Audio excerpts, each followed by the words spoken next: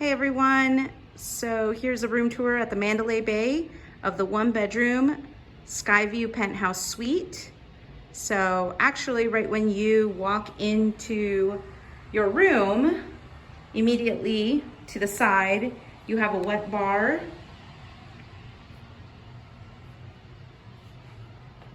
The television there on top, which is nice and open concept, so you can actually stand behind the bar, entertain, and you have this whole living space. It's fantastic. So floor to ceiling windows. Our view is of the airport, which is nice. And then I actually haven't explored these cabinets yet. Okay, nothing down there. Storage, I guess. Oh, you have a mini fridge, some more storage there, and it's empty, so you can load it up with anything that you bring along. That's helpful.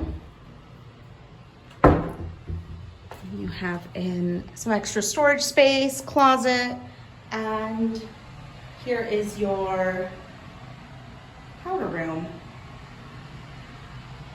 Plenty of space here, really nice. And so bathroom, wet bar, living area, plenty of seating, TV with a sound bar. Here's that other view of the wet bar. And then through these double doors, you have the bedroom. So it's a 1-bedroom,